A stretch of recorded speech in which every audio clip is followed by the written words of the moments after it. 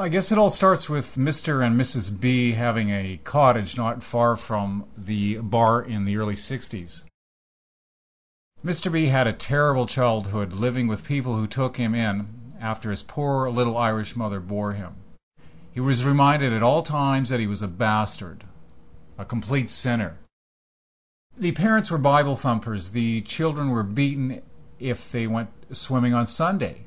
Well, that's one example of what was considered an infraction or sin. Beatings were a part of daily life in the household. The father took the kids out to the barn for a strapping. The mother stood by and had to make him stop after a certain length of time because he was apt to get carried away and probably would have beaten them to death if he had his druthers. The chilling yet brutal childhood memories haunted poor Mr. B all his life. He found out early that liquor eased the pain and helped him forget. You could say this awful thirst was his legacy from these terrible people. Hence, he and the family spent many an hour at the Marysville Tavern. Linda had fond memories of the place as a child. It was a cozy watering hole, more like a snug than what was known in these days as a beer parlor. When she left her quadriplegic husband, a nasty piece of work he was, and Toronto, she decided she wanted to live in that area where she had spent so many summers as a child. She had various jobs working as a bartender, but her heart was set on working at the Marysville Tavern, and soon she found herself employed there. Mr. and Mrs. York, who had owned the place for almost 50 years, were getting tired, and it wasn't long before Linda had an opportunity to buy the place. She was hesitant to undertake the business on her own. Donna, her cousin, was living with her, sponging more like it, and she offered her a 50% interest. It took a year or two to Linda to realize that Donna was stealing the business blind. Not wanting to believe her own lying eyes, she hired a detective, and he very soon had the evidence on videotape. When confronted, Donna lied. She walked out of the business taking as much of Linda's stuff as she could. The washer and dryer, to name two of the bigger ticket items. And then she held Linda hostage. She would not sign over her shares of the business unless Linda paid her $25,000. This didn't include the additional monies that would have to be paid to the PSD and GST boys. The messy dissolve of the partnership alerted them to trouble. They came in, audited the books, checked the liquor sales, and guesstimated all she had purchased off the license, and nailed her with a huge bill. About a year to pay it off. Now, Linda could have gone to the police, but because this was a relative, she was reluctant to do so. And even if she did, the police are not that interested in white-collar crimes. It would have been very costly and messy to take this sorry tale to court. That's where Larry, Pepper, and yours truly came into the picture. We paid Donna off and then started with a new set of problems. Larry had enough after 8 months, and we paid him out. He's a great guy with a great work ethic. He had a day job at the cement factory, a noisy Flintstone environment, driving a forklift truck throughout all the dust and rubble, and then at night he'd come and do maintenance at the bar. He was always working on other jobs too. A real go-getter, really. He started to resent that Pepper's only function seemed to be lifting his elbow and telling the patrons that he was the new owner. Pepper, the schmoozer. Pepper ended up drinking every night at the bar, and he took to staying upstairs. He lived there for about 6 months. His room was a real hellhole. No sheets on the beds, no bed covers at all, filthy work clothes, and discarded beer bottles strewn all over. He wasn't about bringing little sluts or us from Toronto there either. Their biological needs must have been real great. How attractive can a gnarly little bald guy, glasses, always suffering from some kind of allergy, hence rashes, sniffles, etc., still in his dirty work clothes and inevitably drunk at closing time be? He sometimes invaded Linda's space up there too. Several times she found his cronies pass out on her bed. Once he dragged an old hoe type up to Linda's room. She'd fallen off a bar stool, laying on the floor looking definitely comatose. The patrons urged Pep to carry her upstairs, where he plunked her in Linda's boudoir. Thankfully, she came around about 14 hours later. Although Pepper is only 34 years old, he looks much older. One really wonders what Feather sees in him. He met her at a party in Belleville. And the next morning, he was still living upstairs then, he told Linda and I that he met an interesting woman but couldn't remember her name. All he knew was that she lived and worked in Tavern-The. If it wasn't for Linda figuring out who she was, they may never have hooked up. As you know, Feather is a recovering alcoholic. Hasn't touched a drop in at least 10 years, but she is what is known as a dry drunk. She still has the same problems the drinkers do. She's got a real bad attitude. Shortly after their meeting, Pep and Feather set up house together, or rather, he moved into her house. He was still coming into the bar every night. Well, he had to say she doesn't allow any alcohol in her home. She'd sit at his side drinking one Sprite after another. How much fun can that be, watching your boyfriend get drunk while you are stone cold sober? Then they started plotting to get Linda out of the bar. I am using the word plotting very loosely. How these two, with guinea pig-like brains, thought they could oust Linda when she owned 51% of the shares is baffling. But try they did by badgering, bad-mouthing, and finally boycotting the bar. That last little ploy shows how dumb our Pepper really is. Talk about cutting off your nose, despite your ugly face. He and his pals would drive by the tavern and its empty parking lot every night to tipple at the scrounge. One thing you'll have to understand about the Marysville Tavern is that it's a cavernous, barren bar, a haven for scrubbers in town, only minimally busy expecting when welfare checks arrived.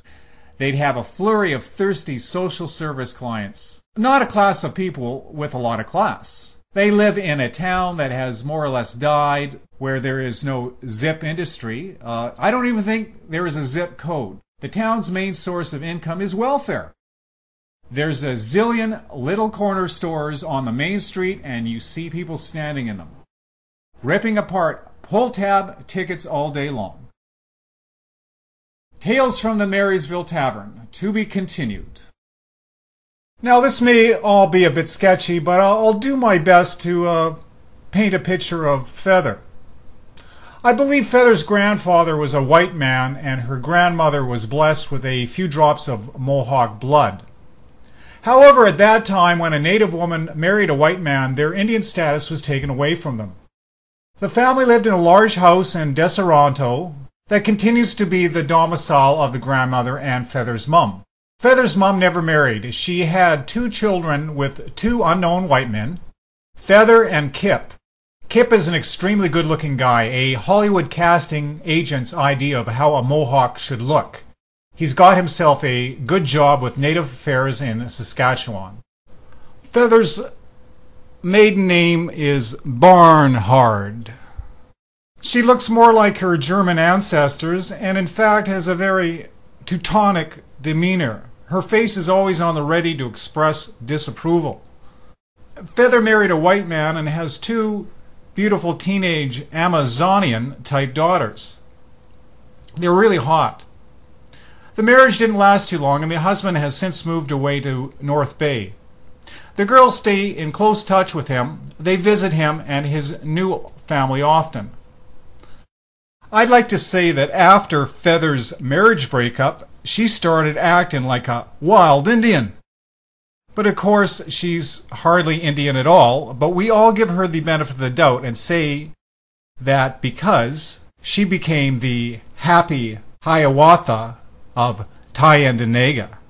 Many a brave had a notch on his loincloth, thanks to Feather spreading her favors far and wide. She was quite the drinker and a gal who liked to fight. Barroom patrons have witnessed her scratching and pulling hair out of some poor witch's head. These fights were usually to do with men. Feather's the jealous type, and so far as the man at the moment is concerned, every woman is the enemy. During these years of total abandon, Feather's digs were a room at Billy's place. Billy is a little gnome who doesn't bathe from one year to the next, who starts drinking as soon as he wakes up, along with his slatternly wife, live in a hovel. If any were squeamish about the debris and filth they had to pass to get to Feather, it didn't diminish the long list of ardent young bucks that climbed the stairs to what was known as Billy's room. This went on for a few years, and then she decided to clean up her act. She stopped drinking. She applied to be reinstated as a Mohawk. The law had changed again so that women who had lost status due to the old laws could claim their nativehood once more. A crazy aside of all these crazy laws, she got status and her daughters also got it, but only until they are 18, unless they marry natives, and that's hardly likely. Feather says that native guys are too promiscuous. She bought a house on the reserve. She hooked up with another white guy who moved in with her. He finished the construction on her house. Once that was done, she was done with him. He's one bitter hombre who lives in a few towns down the road.